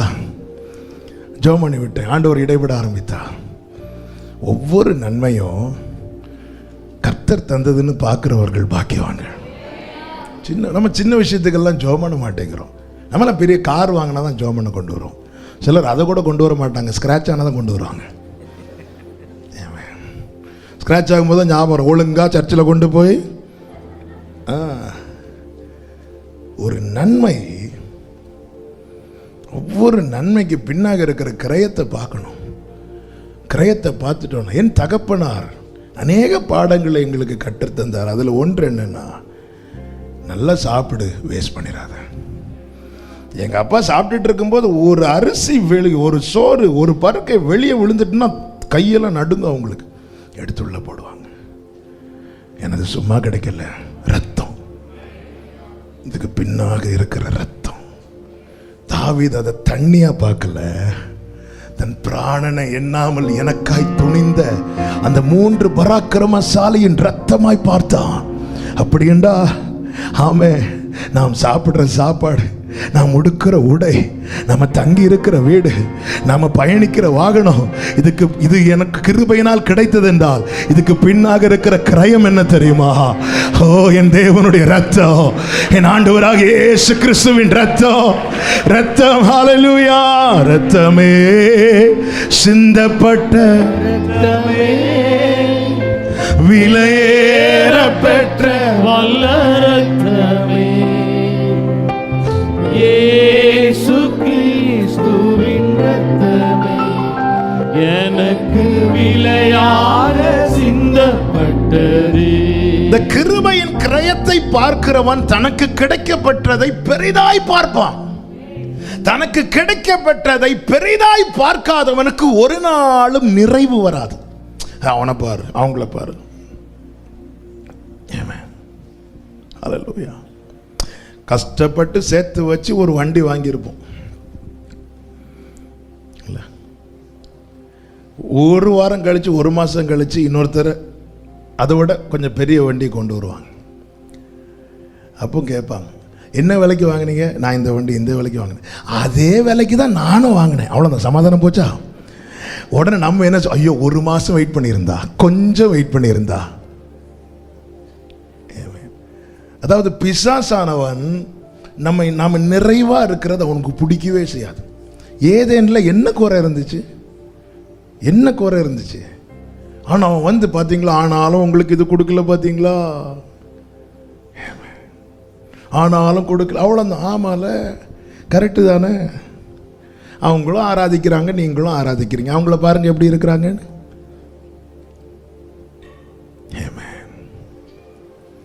கிருபையை மட்டும் பார்க்காத, கிருபையை யார் சரியா பார்க்கறாங்கன்னா அந்த கிரயத்தோடு சேர்த்து பார்க்கிறவங்க. இன்னைக்கு நானும் நீங்களும் எதை வச்சுட்டு, எந்த தைரியத்தில் அவர் சமூகத்தில் நிற்கிறோம்? பரலோகம் நம்மளை இரத்தத்தினூடாய் பார்க்குது. ரத்தம், இதுல ஜாதி வித்தியாசம் கிடையாது. நாம் அப்படி பார்க்க ஆரம்பிச்சிட்டோன்னா எல்லாரையும் உண்மையாக நேசிப்போங்க. ஆமேன். இனி கொஞ்ச நேரத்துக்கு வராதுன்னு எனக்கு தெரியும். ஆமேன். நம்மளும் அப்படி பார்ப்போம். சபைக்கு ஒருத்தங்க வராங்கன்னா என் மேலே தெளிக்கப்பட்ட அதே ரத்தம் தான் இவங்க மேலே தெளிக்கப்பட்ட. ஆமேன். ஹல்லேலூயா. நாம இல்லை ஏற்ற தாழ்வு வச்சு பார்ப்போம்னா அவரும் பார்க்க ஆரம்பிச்சிடுவார். ஏன்னா பைபிள் அதையும் சொல்லுது, நீ எந்த அளவின்படி அளக்குறியோ, எல்லாரும் சொல்லுங்க, அதே அளவின்படி, அதே அளவின்படி. இப்போ நமக்கு எப்படி அளக்கப்பட்டிருக்கிறது தெரியுமா? இரக்கத்தின்படி, இரக்கத்தின்படி அளக்கப்பட்டிருக்கிறது. கிருபை, கிருபைக்கு பின்னாக இருக்கிற கிரயத்தை பார். கிருபையை உணர்ந்து கொள். கிருபையின் திரட்சியை மறவாதே. கிருபையின் கிரயத்தை பார். 4வதாக கலாத்தியர் 2:21. வேகமாக, நான் தேவனுடைய கிருபையை விருதாவாக்குகிறதுல, கிருபையை வேஸ்ட் பண்ணிராத, விருதாவாக்கிறாத. அதற்காக பவுல் என்ன செய்கிறாராம்? பிலிப்பியர் 3:12 வாசிங்கள். நான் அடைந்தாயிற்று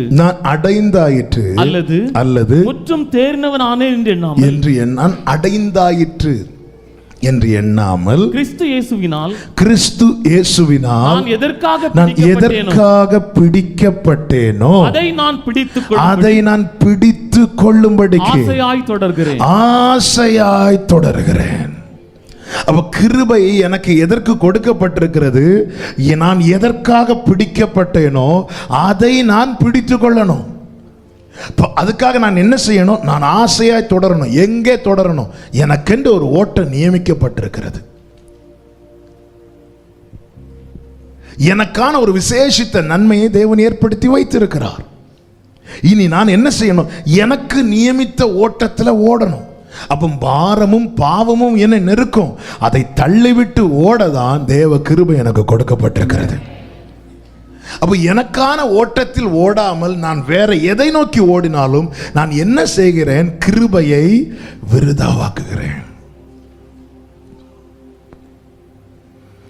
கிருபையை விருதாவாக்கவில்லை. நான் எதற்காக பிடிக்கப்பட்டேன் அதை அடையும்படி நான் ஆசையாய் தொடருகிறேன் என்று பிலிப்பியர்ல சொன்ன அதே பவுல் தீமோத்தேயுக்கு எழுதும்போது சொல்றார், நான் ஓட்டத்தை முடித்தேன். எனக்கு என்ன வைக்கப்பட்டிருக்கிறது? நீதியின். அப்ப நான் எதற்காக பிடிக்கப்பட்டேன்? அந்த நீதியின் கிரீடத்தை நான் பிடிக்கணும். ஹல்லேலூயா. ரட்சிக்கப்படுகிறவர்களுக்கான சுதந்திரம் பரலோகத்தில் வைக்கப்பட்டிருக்கிறது. அதை நாம போய் பிடிக்கதான் அவர் நம்மை பிடித்திருக்கிறார். ஹல்லேலூயா. அவர் பிடியில இருக்கிறவனுக்கு வேண்டியது அவன் பிடியில வந்துடும். இதற்கு எது எது தடையா இருக்குதோ அது எல்லாம் நஷ்டம். சொல்லுங்க, நஷ்டம்.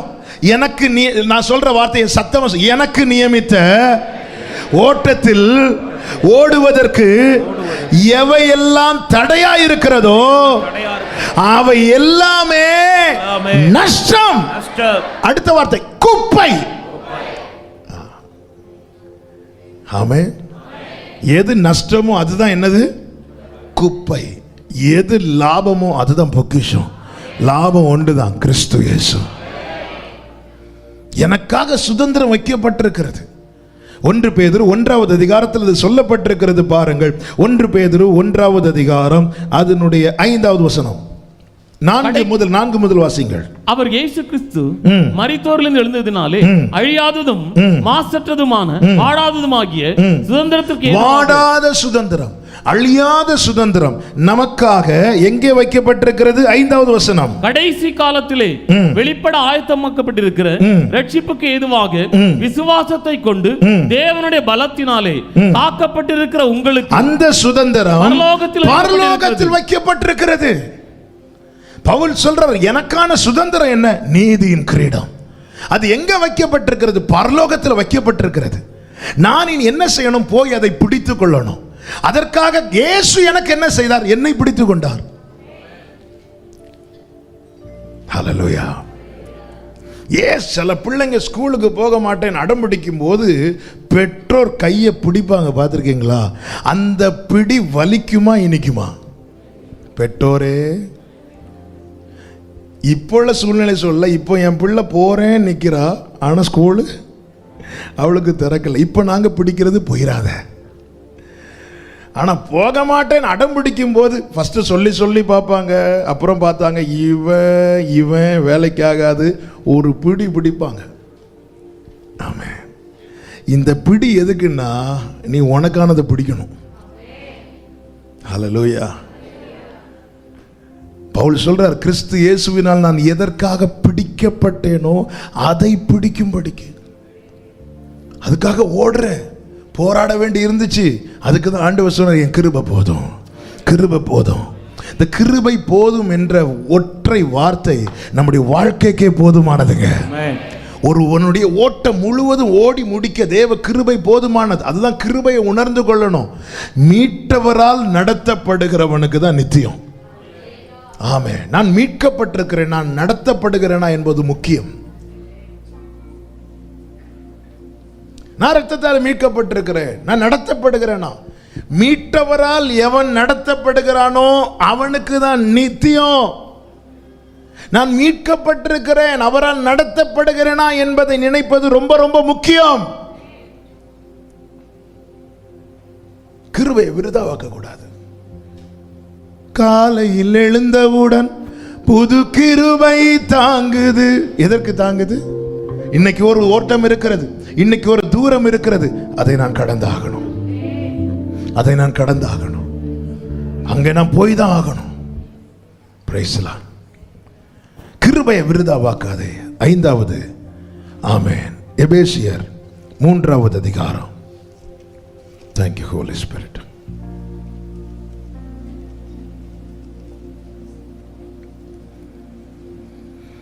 இரண்டாவது வசனம். உங்களுக்காக எனக்கு அளிக்கப்பட்டிருக்கிற தெய்வ கிருபைக்குரிய நியமமும் இன்னதென்று கேட்டிருப்பீர்கள். கிருபைக்கு என்ன உண்டு? நியமம் உண்டு. ஒவ்வொருத்தருக்கு கொடுக்கப்பட்ட கிருபைக்கு பின்னாக கண்டிஷன் இருக்கிறது, நியமம் இருக்கிறது. பவுலுக்கு கொடுக்கப்பட்ட கிருபை என்ன? அவருடைய சித்தத்தை செய்து முடிப்பது. கிருபை சும்மா கொடுக்கல, அதற்கு ஒரு கிரயம் இருக்கிறது, அதற்கு ஒரு நியமம் இருக்கிறது. கிருபையின் நியமத்தை அறிந்து வாழ்கிறவன் அவர் பலன் கொடுக்கும் நாளில் பாக்கியவானாயிருப்பான். கிருபையின் நியமத்தை அறிந்து கொள். சோதோமின் அக்கிரமம் பெருகின போது சோதோமை அழிக்கும்படிக்கு கர்த்தர் தீர்மானிக்கிறார். அப்பொழுது அவருடைய கண்களில் யாருக்கு கிருபை கிடைக்கிறது தெரியுமா? லோத்துக்கு கிருபை கிடைக்கிறது. அதற்கு அவர் என்ன செய்தார்? லோத்தின் கரத்தை பிடித்து, லோத்தின் மனைவி, லோத்தின் 2 பிள்ளைகள், 4 பேருடைய கரங்களை பிடித்து இழுத்து வெளியே விட்டார். இது கிருபை. இந்த கிருபையின் நியமம் என்ன தெரியுமா? பின்னிட்டு பாராதே, பின்னிட்டு பாராதே. நம்ம கிருபையை மட்டும்தான் பார்க்கிறோம், கிருபையின் நியமத்தை பார்க்க மாட்டேங்கிறோம். கிருபையின் நியமத்தை பார்த்தவன் நடுக்கத்தோடு வாழ்வான், பயத்தோடு வாழ்வான். கிருபை என்ன? அழிய வேண்டியவனை அணைத்து வெளியே கொண்டு வரார். கிருபையின் நியமம் என்ன? பின்னிட்டு பாராதே. இவங்க 4 பேரும் போகும்போது ஒருவள் பின்னிட்டு பார்க்கிறாள். பார்த்ததும் அங்க கிருபை வெளிப்படல, கிரியைக்கு தக்க பலன் வெளிப்பட்டது. நான் கடந்த நாள் இது தியானித்த போது நடுக்கம் கொண்டேன். என்னவென்றால், நேற்று வர இவ எங்க தான் இருந்தா? கரெக்டா சொல்லுங்க. சோதமுக்கு உள்ள. இப்போ எங்க இருக்கிறா? சோதம் விட்டு வெளியே விட்டுட்டா. இப்போ என்னதான் செய்யறா? ஜஸ்ட் ஒன்னு பார்த்தா, அவ்வளவுதான். ஜஸ்ட் ஒன்னு திரும்பி பார்த்தா. அவ சோதம்ல இருக்கும்போது அழிக்கப்பட்டிருந்தா கூட நியாயம் இருக்கும். அப்ப இந்த 4 பேர்லயே சோதம் மேல அதிக ஆசை உள்ளது யாரு தான்? லோத்தின். அதான் லோத்தின் குடும்பத்தை நினைத்துக் கொள்ளுங்கள் என்று பைபிள்ல சொல்லல, லோத்தின் மனைவியை நினைத்து. சிலர் ரொம்ப பரிசுத்தப்பட்டு நாங்க எதுக்கு அடுத்த ஆளுக்கு மனைவி எல்லாம். லோத்தின் மனைவி. அப்ப 4 பேர்லயே சோதம் மேல பயங்கரமான பற்று யாருக்கு தான் இருக்குது? லோத்தின் மனைவிக்கு இருக்குது. இன்னும் சொல்லணும்னா லோத்தை சோதம்ல இருந்து வெளியே விடாம பண்றதுக்கும் ஒரு ரீசன் யாரா இருந்திருப்பாங்க? அப்பெல்லாம் தண்டிக்கல, அறியாமை உள்ள காலங்களில் அவர் காணாதவர் போல இருப்பார். இவ வெளியே விட்ட பிறகு கிருபையை நீ பெற்றுக்கொள்ள ஆரம்பிச்சிட்டனாலே ஒரு நியமம் உன்னை தொடர்ந்து வந்துட்டே இருக்கு. என்ன நியமம்? பின்னிட்டு பாராத, திரும்பிராத.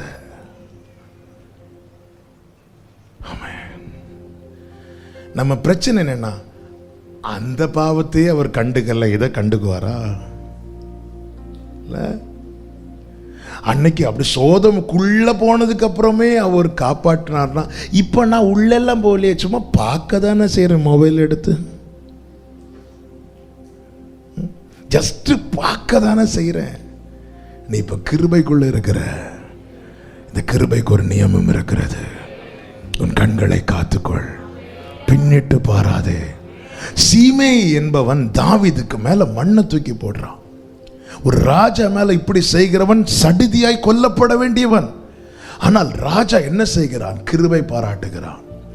சாலமோனுக்கும் அதை சொல்றான், அவன் இப்படிப்பட்டவன், கேர்ஃபுல்லா இருந்துக்கோ, ஆனா நான் அவனுக்கு ப்ராமிஸ் பண்ணிட்டேன், அவனை நான் கொல்ல மாட்டேன் ப்ராமிஸ் பண்ணிட்டேன், நீ சரியானபடி செய்யன்று. அப்பொழுது சாலமோன், எடுத்து வாசிக்க நேரம் இல்லாததுனால் நான் சொல்லுகிறேன், சாலமோன் என்ன செய்கிறான்னா சீமையை கூப்பிடுறான், இங்க வாங்க.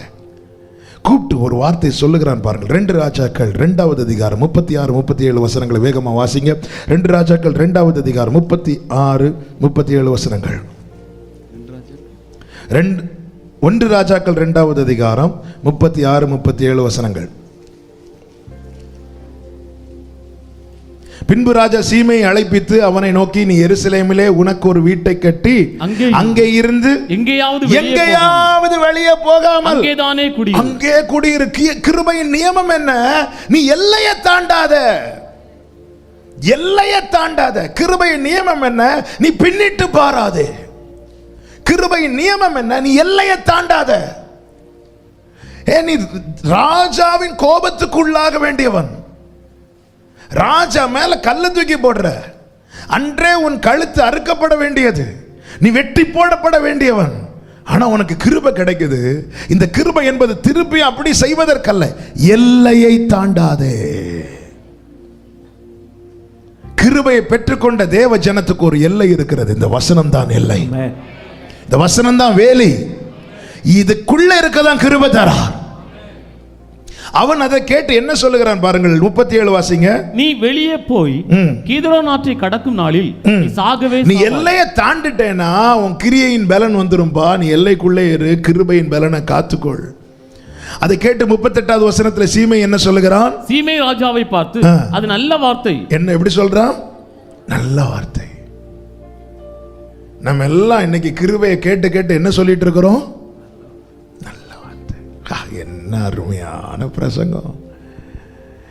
நான் 6 நாள் இவ்வளோ துணிகரமான பாவம் செஞ்சுட்டு உள்ள வரேன், கர்த்தர் உன்னை நேசிக்கிறாரா? கிருபை வருதுனாலே பின்னாடி நியமம் இருக்கிறது. என்ன நியமம்? உன்னை நேசிக்கிறார்ப்பா, இனி எல்லையை தாண்டாத, எல்லையை தாண்டாத. இந்த விதைக்கப்படுகிற வேலையாகி இந்த வசனத்துக்குள்ளே நிற்கப்பார். ஆமே, நல்லா புரிஞ்சுக்கோங்க. அவருடைய வேலைக்குள்ளே யோபு இருந்ததுனால சாத்தானுக்கு அவனை பார்க்க கூட முடியல. ஏமே, கண்ணு வைக்கவே முடியல. இல்ல, இன்னைக்கு நிறைய பேர் நிறைய காரியங்களை மறைக்கிறதுக்கு காரணம் என்ன தெரியுமா? கண்ணு வச்சிருவாங்க. சிலர் ஒரு வீடு கட்டும் போது ஃப்ரெண்ட்ல எதையாவது ஒரு ஆளை நிறுத்தி விட்டுருப்பாங்க, வீட்டு ஓனரான்னு தெரியல. எதுக்குன்னா கண்ணு.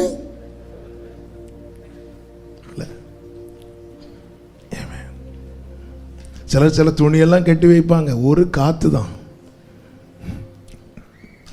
கண்ணு வச்சிடக்கூடாது. நீ வேலைக்குள்ள இருந்தா பிசாஸ் இங்க தானே ஒருத்தர் இருந்தா அவனை காணவே இல்லையே. ஏன்னா வேலை வசனங்க. ஹல்லேலூயா. யோபு மட்டும் இல்ல, யோபுவின் வீட்டில் முளைச்ச புல்ல கூட சாத்தானுக்கு ஒண்ணும் பண்ண முடியல. வேலைக்குள்ள எல்லையை தாண்டிராத. இஷ்டத்துக்கு இன்னைக்கு கிருபை கிருபைங்கிற ஒற்றை வார்த்தையை பிடித்துக் கொண்டு துணிகரம் கொள்ளாத. இந்த கிருபைக்கு ஒரு நியமம் இருக்கிறது. ஆக்கினைக்குள்ளாய் தீர்க்கப்பட வேண்டியவள் இயேசுவுக்கு முன்பாய் கொண்டு வந்து நிறுத்தப்பட்ட போது ஆண்டவர் கிருபையின் திரட்சியை காண்பித்த போது எல்லாரும் கற்களை கீழே போட்டுட்டு போறாங்க. ஆண்டவர் சொல்லுகிறார், நானும் உன்னை குற்றவாளியாய் தீர்க்கிறதில்லை, நீ போ, இனி பாவம் செய்யாதே. கிருபையின் நியமம் இது. ஆண்டவரே, நான் நேற்றெல்லாம் பாவம் பண்ணிட்டு வந்துட்டேன்ப்பா, என்னை அடிப்பீங்களா ஆண்டவரே? நடுக்கத்தோடு இருக்கும்போது ஆண்டவர் சொல்றாரு, நான் உன்னை குற்றவாளியா தீர்க்கல, கிருபை. இப்போ அனுப்பும்போது கூப்பிட்டு சொல்றாரு, இனி. இதுதான் கிருபையும் கிருபையின் நியமமும். இதுதான் கிருபையும் சத்தியமும். இயேசு இருக்கிற இடத்துல இவை ஒன்றை ஒன்று சந்திக்கும். கிருபை அணைக்கும், சத்தியம் உணர்த்தும். கிருபை அணைக்கும், சத்தியம் எச்சரிக்கும். கிருபை நிற்க வைக்கும், சத்தியம் விடுதலையாக்கும். இனி பாவம் செய்யாதே, கிருபையின் நியமத்தை அறிந்து கொள். ஓசியா 3வது அதிகாரம் 1 முதல் 3 வரை உள்ள வசனங்களை வாசிங்கள். ஜெபிக்க போகிறோம். ஓசியா 3வது அதிகாரம் 1 முதல் 3 வரை உள்ள வசனங்கள். நோக்கி, அந்நிய தேவர்களை மதித்து திராட்சரசம் உள்ள பாத்திரங்களை விரும்புகிறவர்களாக இஸ்ரவேல் புத்திரரின் பேரில் கர்த்தர் வைத்திருக்கிற அன்புக்கு ஒப்பாக நீ இன்னும் போய் தன் நேசரால் நேசிக்கப்பட்டவளும் விபச்சாரியமான ஒரு ஸ்திரீயை நேசித்துக் கொள் என்று சொன்னார்.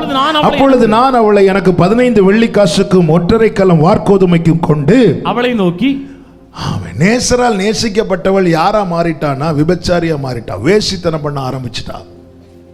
ஆண்டவர் இவ்வளவு அன்பை காட்டியும் அவள் பாவத்துல துணிந்து நடக்க ஆரம்பித்தா. ஆனாலும் ஆண்டவர் சொல்றாரு, நீ முதல்ல என் அன்பை காட்டுப்பா, நான் எவ்வளவு நேசித்தேன் காட்டு. இவன் போய் என்ன செய்கிறான்? நான் அவளை எனக்கு 15 வெள்ளிக்காசுக்கும் 1.5 கலம் வார்கோதுமைக்கும் கொண்டு கிரயத்தை கொடுத்து வாங்குறான். இதான் கிருபைக்கு பின்னாடி இருக்கிற கிரயம். இப்போ வாங்கிட்டு நியமம் என்ன? 3வது வசனம். அவளை நோக்கி நீ வேசித்தனம் பண்ணாமலும் ஒருவனையும் சேராமலும் அநேக நாள் எனக்காக காத்திரு, உனக்காக நானும் காத்திருப்பேன். மனுஷகுமாரன் வரும் வேளையை பிதாவை தவிர வேறு ஒருவனும் அறியான். கிரயத்துக்கு கொண்டவன், கிரயத்துக்கு கொல்லப்பட்டவளை பார்த்து என்ன சொல்லுகிறானா? நீ வேசித்தனம் பண்ணாம ஒருவனையும் சேராம எனக்காக காத்திரு, நானும் உனக்காக காத்திருப்பேன்.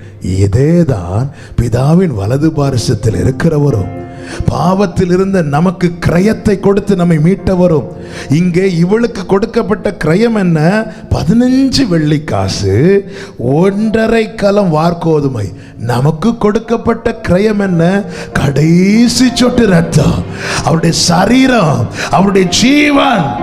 இதை செஞ்சு நமக்கிட்ட என்ன நியமம்? நீ எனக்காக காத்திரு.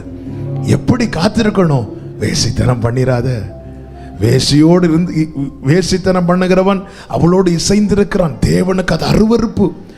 தேவனால் அதை ஏற்றுக்கொள்ள முடியாது. பாவம் செய்யாத, இச்சையை உனக்குள்ள பிறப்பிக்க விடாத. அதுதான் கிருபை. வேலைக்குள்ள நில்லு, வேசித்தனம் பண்ணாத. நீ எனக்காக காத்திருக்கணும், நானும் உனக்காக காத்திருப்பேன். நான் காத்திருப்பேன். பிதாவானவர் ஒரு நாளில் சொல்லுவார், வேளை வந்தது. ஆண்டவர் சொல்லுகிறார், என்னுடையவர்களை மீட்கும் வருஷம் வந்தது. அன்னைக்கு வரும்போது ஆயத்தமாக்கப்பட்ட மணவாட்டியாய் அவரோடு கூட செல்லவே தேவன் கிருபையை தருகிறார். ஹல்லேலூயா, ஹல்லேலூயா. எல்லாரும் அப்படி எழுமி நிற்கலாம். ஆண்டவரே, இந்த பாக்கியத்தை நான் இழந்துடக்கூடாதப்பா. இந்த கிருபையின் நியமத்தை அறிந்து உமக்காக காத்திருக்கணும். நான் அங்கிருப்பேனே, நான் அங்கிருப்பேனே, நான் அங்கிருப்பேனே என் இயேசுவுடன். எத்தனை பேருக்கு இந்த வார்த்தையை சொல்ல முடியும்? காலம் சமீபமாய் இருக்கிறது. கர்த்தருடைய வருகை மிக மிக சமீபமாய் இருக்கிறது. கிருபை உம்முடையது. கிருபையை பெற்றுக்கொண்ட சபையே, கிருபையை உணர்ந்து கொள். கிருபையின் திரட்சியை மறவாதே. கிருபைக்கு பின்னாக இருக்கும் கிரயத்தை பார். கிருபையை விருதாவாக்காதே. கிருபையின் நியமத்தை அறிந்து கொள். நீ அவருக்காக காத்திருக்க வேண்டும். ஆயத்தமாக்கப்பட்ட மணவாட்டியாய், வஸ்திரத்தை காத்து கொண்டவளாய், கரை திரை இல்லாதவளாய் நீ அவருக்காய் காத்திருக்கவே அவர் உனக்காய் ரத்தம் சிந்தி உன்னை மீட்டெடுத்திருக்கிறார். இதோ இயேசு கிறிஸ்து வரப்போகிறார். ஆயத்தமாக்கப்பட்டவர்களை தம்மோடு கூட சேர்த்துக் கொள்ள நீ வேசித்தனம் பண்ணாமல், நீ பாவம் செய்யாமல் எனக்காக காத்திரு, நானும் உனக்காக காத்திருப்பேன். ஹல்லேலூயா. பரிசுத்தர் கூட்டமே சூவை போற்றி பாடி மகிழ்ந்தாடி அங்கே கூடிட. பரிசுத்த கூட்டம்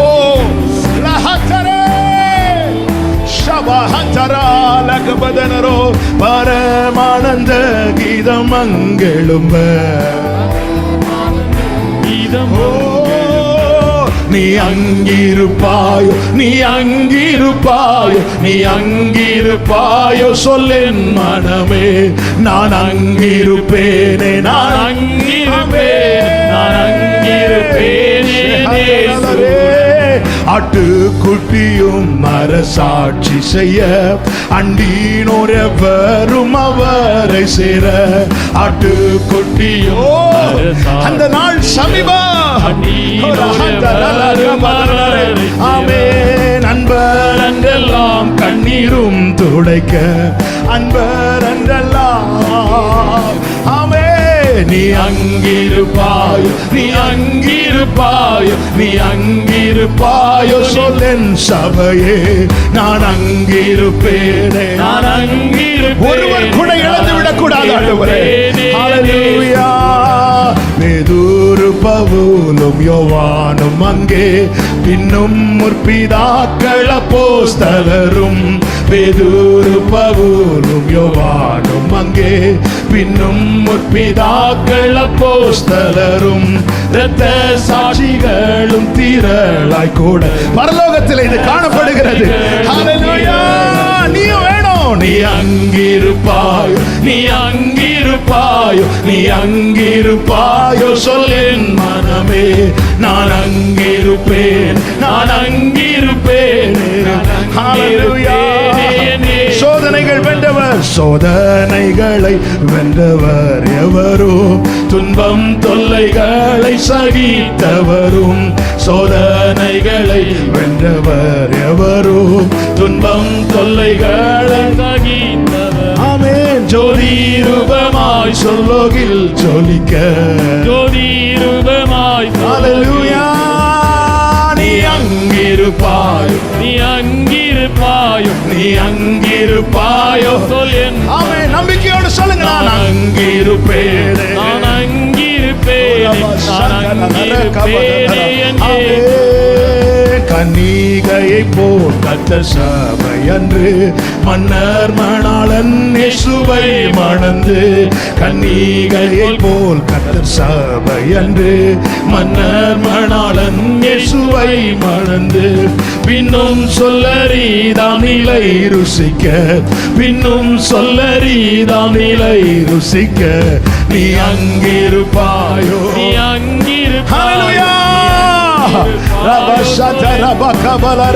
நான் அங்கிருப்பேனே, நான் அங்கிருப்பேன், நான் அங்கிருப்பேனே என்னே சூடர். நான் அங்கிருப்பேனே, நான் அங்கிருப்பேனே. சொல்லுங்க. நான் அங்கிருப்பேன், நான் அங்கிருப்பேனே.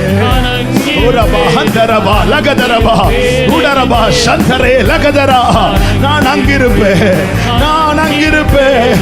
என்னை மீட்டவர் என்னை நடத்தி நாடின துறைமுகத்தில் கொண்டு போய் சேர்ப்பார். பேதுரு, யோவான், யாக்கோபு, இரத்த சாட்சிகள், முற்பிதாக்கள் இருக்கிற அந்த பரலோகத்தில் நானும் இருப்பேன். என் ரட்சகர் எனக்கு தம்மை கிரயமாய் தந்து கிருபையை தந்தவர் என்னை மீட்டுக் கொள்வார், என்னை சேர்த்துக் கொள்வார். ஹல்லேலூயா. ஹல்லேலூயா. நல்ல கரங்களை தட்டி நான் அங்கிருப்பேன்.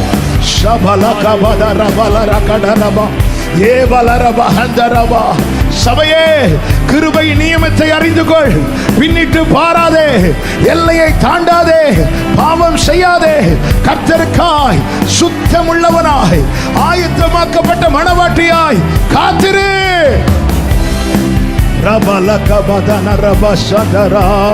Hallelujah, hallelujah, hallelujah, hallelujah. Ora balarada nariyandara, ஏ பலரா. ரெண்டு கைகளை உயர்த்தி ஆண்டவரே விட்டுறாதீங்கப்பா. ஓ பாரிடமா பாழ்மணலில் பார்த்திடும் நின் தணலில். பாரிடமா பாழ்மணலில் பார்த்திடும் நின் தணலில். மரண தினம்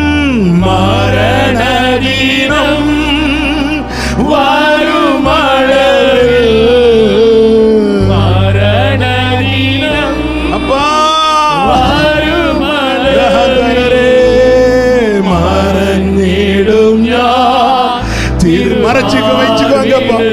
சபையை மறைச்சு வச்சுக்கோங்கப்பா. பிள்ளைகளை மறைத்து வைத்துக் கொள்வீராக. ஹல்லேலூயா. அனுகிரகத்தின் அதிபதியே, ஆனந்த கிருபா பெருநிதியே, அனுதினம் நின் பாதம் கதியே, அனுதினம் நின் பாதம் கதியே. ஹல்லேலூயா. அடியானு நின் கிருபமதியே, அடியானு நின் கிருபமதியே. பரிசுத்த பிதாவே, நல்ல தகப்பனே, நீர் எங்களை நேசிக்கிறேன். எங்களோடு பேசினீர். கிருபை உம்முடையது. கிரியைகளுக்கு தக்க பலனை தர நீர் வரப்போகிறேன். ஆண்டவரே, கிருபையை உணர்ந்து அதன் திரட்சியை மறவாமல் அதற்கான சிந்தப்பட்ட கிரயத்தை நோக்கி பார்த்து கிருபையை விருதாவாக்காமல் அதன் நியமத்தை அறிந்து நாங்கள் முன் செல்ல எங்களுக்கு உதவி செய்யும். அப்போஸ்தலர், முற்பிதாக்கள், பரிசுத்தவான்கள், இரத்த சாட்சிகள் என திரள் கூட்டம் உம்மை சூழ்ந்திருக்கிற அந்த பரலோகத்திலே ஆண்டவரே, நாங்கள் சபையாய், குடும்பமாய், ஒரு நபர் கூட மிஸ் ஆகாம காணப்பட அங்கிருக்க அப்பா கிருபை தாரும், கிருபை தாரும், கிருபை தாரும். ஆண்டவரே, மீட்டதும் நீங்க தான், நடத்துகிறது நீங்க தான், கொண்டு போய் சேர்க்கிறது நீங்க தான். இந்த கிருபை உணர்ந்து கொண்டவர்களாய் முன் செல்ல கர்த்தர் அனுகிரகம் செய்யும். நன்றி செலுத்துகிறோம். ஒவ்வொருவரையும் சமாதானத்தோடு அனுப்பும். இந்த வாரம் ஒவ்வொருவருக்கும் மகிழ்ச்சியாய் ஆசீர்வாதமா இருக்க கர்த்தர் கிருபை செய்யும். வல்லமை உள்ள கரங்களை தாழ்த்துகிறோம். மகிமை கனம் உமக்கு மாத்திரம் செலுத்துகிறோம். இரட்சகர் இயேசு கிறிஸ்துவின் நாமத்தில் பிதாவே, ஆமென். சேர்ந்து சொல்லுவோம். என் ஆத்துமாவே கர்த்தரை ஸ்தோத்திரி, முழுமே அவருடைய பரிசுத்த நாமத்தை ஸ்தோத்திரி. என் ஆத்துமாவே கர்த்தரை ஸ்தோத்திரி, கர்த்தர் செய்த சகல உபகாரங்களை மறவாதே. ஆமென். நம்முடைய கர்த்தராகிய இயேசு கிறிஸ்துவின் கிருபையும் பிதாவாகிய தேவனுடைய அன்பும் பரிசுத்த ஆவியானவருடைய ஐக்கியமும் சிநேகமும் பாதுகாவலும் நம் அனைவரோடும் எல்லா பரிசுத்தவான்களோடும் கூட கர்த்தருடைய வருகை மட்டும் தங்கியிருப்பதாக. ஆமென். ஹல்லேலூயா.